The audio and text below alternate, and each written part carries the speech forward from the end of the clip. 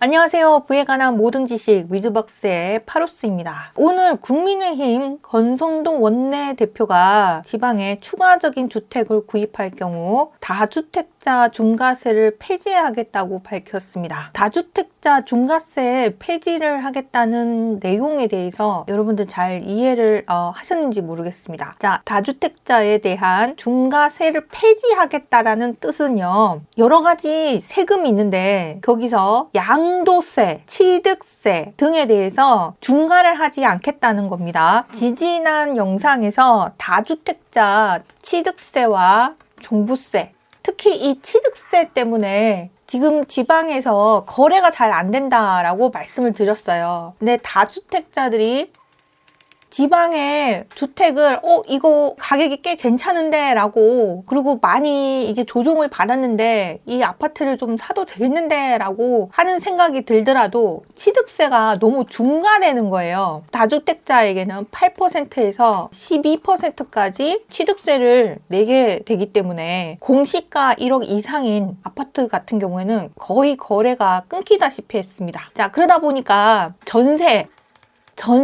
매물은 많이 줄어들고 매물로 나온 물량은 좀 있지만 전세 매물은 씨가 말라서 큰 단위의 단지인데도 불구하고 전세가 거의 없는 그런 현상이 벌어지고 어떤 곳은 역전세가 나고 그랬습니다. 그러한 상황인데도 내 거래가 좀 잘 안 됐거든요. 자, 근데 우리 회원님들께서 지방에 또 아파트를 보유하고 계시는 분들이 좀 계셔가지고 각 지역별로 지방 아파트 또 어떻게 될지 좀 살펴볼 텐데요. 지금 권성동 원내대표가 말하는 것처럼 다주택자에 대한 세대 중과에 대해서 폐지를 한다라는 말은 다주택자에게 매기는 취득세도 그렇고, 그 다음에 종부세, 그리고 양도세, 이거를 어떻게 하냐면요, 수도권에 주택 한 개를 보유를 하고 있는 상태에서 지방의 주택을 취득할 경우 한 개도 아니고 여러 개를 취득한다 할지라도 주택 한 개를 보유하는 곳으로 간주하겠다는 거예요. 그래서 이 내용이 정말 대단히 지방의 부동산을 갖고 계신 분들한테는 큰 이슈가 됩니다. 근데 우선은 취득세, 종부세, 양도세 등 다주택자에 대한 중과 폐지를 하게 되겠다라고 하는 부분은 첫 번째 구입하는 주택이 지방에 위치하지 않는 경우입니다. 그래서 첫 번째 주택이 수도권에 있고, 만약에 두 번째 취득하는 주택이 수도권에 있다 그러면은 다주택자가 취득하는 보유세라든가 여러 가지 세금은 그대로 매기겠다라는 거고요. 지방의 주택을 두 번째 주택부터는 중과하지 않겠다라는 것입니다. 이러한 세제 개편이 수도권 주택 가격이 여러 군데에서 상승하고 있는데요. 그 상승을 초래하는 역효과를 미연에 방지하기 위해서라고 합니다. 그래서 두 번째 주택부터 지방의 아파트나 주택을 구입한다 그러면은 중과하지 않고 하겠다라는 겁니다. 이를 통해서 현재 똘똘한 항체로 몰리는 수요를 지방으로 돌리고 수도권과 지방의 부동산 양극화를 완화할 수 있을 것이라고 내다본다고 하는데요. 부동산 시장 정상화를 위한 구체적인 시행 방안은 당정 협의, 여야 합의를 통해서 사회적 공론화 등 충분한 논의를 거쳐서 합리적인 개편 방안을 도출하겠다라고 하고 있기 때문에 시행하는 건 아니에요. 시행하는 건 아닌데 조만간 지방의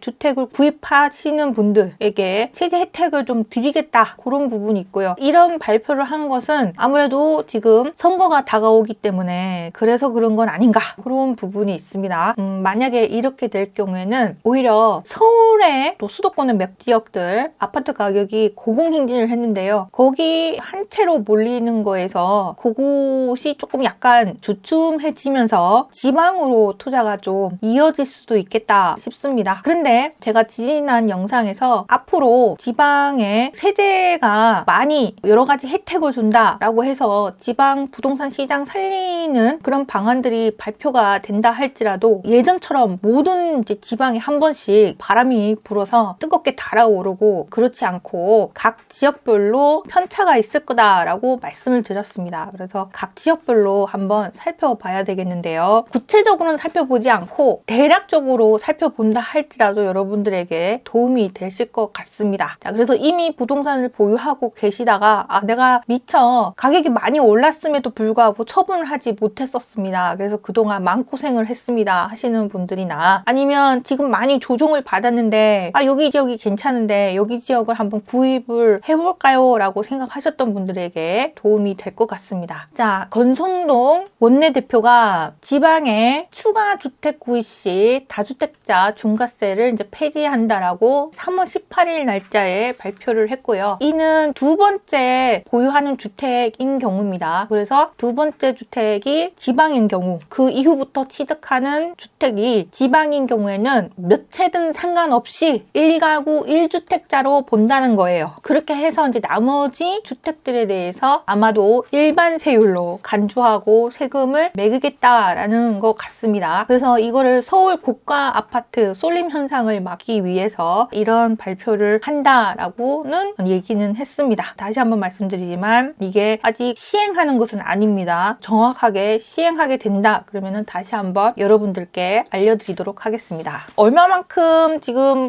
양극화가 심하냐 하면 2025년 3월 17일 기사를 보면 토지거래 허가제 해제 한 달 만에 서울이 몇 군데 강남 상구 이 정도 가격이 오르나 했는데 불씨가 전방위로 확산되는 분위기였습니다. 토지거래 허가 구역을 해제를 했습니다. 토지거래 허가 구역으로 묶는다는 얘기는 이 지역이 여차하면 가격 상승세가 클 수 있기 때문에 토지거래 허가 구역으로 묶은 건데요. 그것을 해제를 했습니다. 그래서 해제를 하다 보니까 해제하고 난 이후에 해제 전에는 2025년 1월달에서 2월 12일 한 달 사이 평균 매매가가 27억 2천만 원이었고 거래량이 107건이었다면 해제 후 2월 13일에서 3월 14일 한 달 거래를 봤을 때 평균 매매가가 28억 2천만 원으로 3.7%가 상승했고요. 거래량은 88건으로 72% 상승했습니다. 근데 여기가 어디냐 하면 잠실, 삼성, 대치, 청담동 이쪽의 실거래가를 기준으로 해서 본 겁니다. 근데 여기만 올랐느냐가 아니고 토지거래 허가 구역으로 이 지역을 묶어놨다가 풀었더니 서울이 전방위로 오르지 않던 곳까지도 오르고 있습니다. 해제 전과 해제 후 노원구, 도봉구, 강북구도 원래는 부동산 시장이 그렇게 좋지 않았습니다. 서울에 있음에도 불구하고 여기는 오히려 가격이 하락하고 있었는데요. 토지거래 구역 해제 이후에는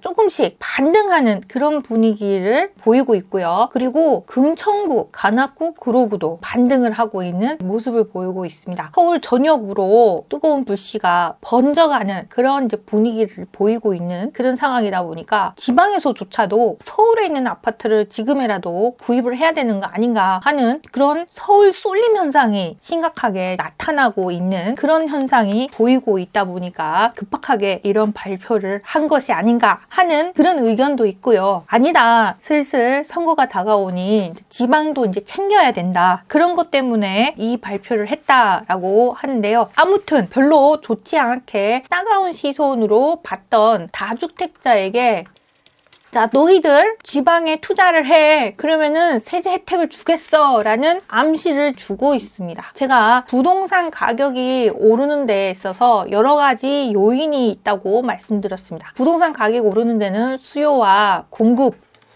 에 따른 부분에서 수요는 많은데 공급이 부족하면 가격이 오르기도 하고, 또는 수요가 많고 공급이 부족한다 할지라도 어떨 때는 부동산 가격이 전혀 오르지 않는 경우도 있습니다. 그거는 세계 경제가 좋지 않을 때, 사람들한테 수중에 돈이 메말라갈 때, 그럴 때 세계 경제의 영향으로 부동산 경기가 좋지 않은 그런 상황이 이어질 수가 있고요. 그래서 세계 경제도 봐야 되고 수요와 공급의 벽지도 봐야 되고, 또 수요와 공급에서 수요는 많고 공급이 부족해서 가격이 막 널뛰기를 하면 정부가 이것을 계속 두고만 볼 수는 없습니다. 그래서 정책에 따라서 부동산 시장을 잡았다 폈다 왔다를 할 수가 있습니다. 강력한 규제 정책을 핀다. 그러면은 부동산 시장은 얼어붙을 수가 있고요. 부동산 또 살리기를 한다. 그러면은 부동산이 다시 살아날 수도 있습니다. 물론 박근혜 정부 때 부동산 시장을 살리려고 대단히 노력을 많이 했지만 수년간 부동산 시장이 좀 살아나지 않았던 때도 있긴 했었습니다. 근데 지방에 거의 부동산 경기가 얼어붙고 많은 건설사가 힘든 상황인데요. 다주택자들에게 세제 혜택을 줄 테니까 지방에 투자를 해라. 몇 채를 사던 상관없이 할 테니까 대신 수도권에 투자를 더 한다. 그럴 때는 중과를 하겠다라는 뉘앙스로 발표를 했습니다. 이런 암시를 줬는데 다주택자가 몇 년간 힘들었단 말이에요. 그래서 예전만큼 많은 숫자의 투자자들이 지방에 가서 투자를 할 것 같지는 않습니다. 우선은. 하지만 또 용기 있고 발 빠르고 그런 분들 같은 경우에는 이 지역은 좀 괜찮을 것 같다 하는 지역을 잘 살펴서 투자에 또 나설 수도 있을 것으로는 보입니다. 하지만 아직까지 이게 시행이 된 것이 아니기 때문에 항상 주의를 기울여야 될 것 같습니다. 언제 또 법이 바뀌어서 다주택자 세제 혜택을 받을 수 있을 것이라고 생각하고 덜컥 투자부터 하시면은 안 됩니다. 이 법이 없던 걸로 우리 이렇게는 못하겠는데 라고 말이 바뀔 수도 있습니다. 그래서 이걸 시행을 한다라는 부분이 확실하면 내가 지방에 좀 관심이 있다라고 하셨던 분들이라면 그때 움직이셔도 좀 괜찮을 것 같습니다. 근데 움직이려고 해도 알고 나서야 움직이잖아요. 그죠? 남들이 다 움직인다. 그런 거는 이미 공부를 했고 준비가 다 된 상태에서 움직이는 건데 준비가 되지 않은 상태에서 움직이려고 하면 우왕좌왕하다가 또 이제 손해를 보거나 피해를 볼 수가 있습니다. 그래서 미리미리 시행될 수도 있고 시행되지 않을 수도 있지만 미리 공부를 해둔 사람에게는 좋은 기회가 될 수 있기 때문에 미리 지역 공부를 해두시는 것도 좋을 것 같습니다. 자, 꿈틀거리는 서울 집값입니다. 그래서 오세훈 시장이 토지거래 허가구역을 해제를 하겠다, 적극적으로 검토한다라고 1월 달에 발표를 했고요. 실질적으로 해제를 했습니다. 291곳 해제를 했고요. 그러다 보니까 바로 서울 주간 상승률이 3배로 상승을 합니다. 그러다가 3월달 돼서는 강남 3구를 비롯해서 강북, 도봉구까지도 상승 전환으로 바뀌었습니다. 그래서 서울시는 해제 지역 평균 매매가가 3.7% 상승하게 됐습니다. 근데 제가 작년에 이런 말씀을 드렸습니다. 어떤 말씀을 드렸냐면 부동산 가격이 반등을 했다가 겨울 오면 다시 어흥하고 대출 규제 등으로 인해서 여러 가지 상황으로 부동산 시장이 다시 얼어붙을 수 있다라고 말씀을 드렸고요. 봄이 오고 따뜻해질 때쯤 되면 다시 부동산 시장을 살리는 그런 방안이 나올 것이다. 그래서 부동산 시장이 다시 좋아질 수 있을 거다라고 말씀을 작년에 드렸습니다. 그래서 지금 좀 그런 순서로 가고 있는 것으로 보이고요. 이런데 서울에만 너무 쏠려서 서울 부동산 가격만 오르면 전 국민이 화가 날 수가 있습니다. 아니 부동산 가격 떨어진다고 해서 사지도 않고 있고 그랬는데 아니 강남만 또 오를 줄 알았는데 그게 아니라 여기저기 다 이제 널뛰기를 한다. 그러면은 몹시도 기분이 나쁠 수가 있습니다. 그래서 토지거래 허가구역 으로 다시 묶어야 되는 거 아닌가라고 지금 고심을 하고 있다고 합니다. 서울은 그렇고요. 한편으로서는 지방 부동산 살리기 분위기가 다시 그쪽으로 바뀌고 있습니다. 근데 사람들이 이렇게 생각을 합니다. 지방 부동산은 너무 많이 지어서 얼어붙은 거 아니야. 지방 같은 경우는 집이 남아돌아 이렇게 생각을 하실 거예요. 현실은 어떤 곳은 너무 많이 지어서 공급 가다이기도 하고요. 어떤 곳은 또 공급이 부족한 곳들도 있습니다. 하지만 사람들이 지방에 부동산을 매수하는 것을 꺼리다 보니까 거래가 안 되다 보니까 시장이 얼어붙었던 그런 곳들도 있거든요. 2025년 2월 6일 기사를 보면 2월 전국 아파트 공급 물량이 지난해 동기 대비 30% 이상이나 떨어졌다고 합니다. 이거는 전국이에요. 전국 아파트 공급 물량이 2024년 동기 대비 30% 이상이나 떨어졌다고 합니다. 2월 전국 아파트 공급 물량 지난해 동기 대비 30% 이상 줄어들었고요. 그런 상황인데도 불구하고 지방은 지금 12,000 가구 착공 그리고 인허가가 더 늘어난 상황이고요. 주인 없는 아파트가 7만 가구에 이른다고 합니다. 가다 공급되었다라고 한편에서는 염려하고 있습니다. 준공후 미분양인 악성 미분양이 80% 지방에 몰려있다. 그래서 불 꺼진 아파트 단지가 많다, 아파트가 남아도고 있는 거 아니냐, 이런 우려스러운 상황으로 지금 보고 있는데요. 아파트를 다 지었는데도 분양이 안 되는 첫 번째, 두 번째 요인으로 무엇을 꼽느냐면요, 자신의 지금 살고 있는 주택을 처분을 못해서, 보유주택을 처분하지 못해서 분양을 받아서 이사를 못 간다는 거예요. 신축 아파트 너무 좋지만 보유주택을 처분하지 못하고, 두 번째가 세도 안 나가고, 세를 놓고 나가려고 하니 또 세도 이제 움직이지도 않고, 그런 이제 부분, 그리고 대출이 막히고 그렇습니다. 보유주택을 처분하지 못하고 막 이러면은 이게 좀 투자자들이 들어가서 보유주택을 구입을 해주고 그러면은 순환이 돼서 거기 살고 있던 사람이 새로 지어진 아파트에 들어가서 살 수 있을 텐데, 그런 이제 투자가 끊긴 상황이에요. 그래서 보유주택을 팔지 못하고 그대로 그냥 있는 그런 이제 숫자가 많다 보니까 악성 미분양이 지방에 80% 이상이나 쏠려 있다고 합니다. 그래서 공급 물량이 지금 지방에 많이, 올해도 많이 치중되고 있고, 2024년 8월달 기사를 보면 착공 인허가 물량도 2024년 8월달에 늘어났다라고 하고 있습니다. 근데 전국이 평균적으로 이렇다는 얘기고요. 속사정을 들여다보면 각 지역별로 좀 다릅니다.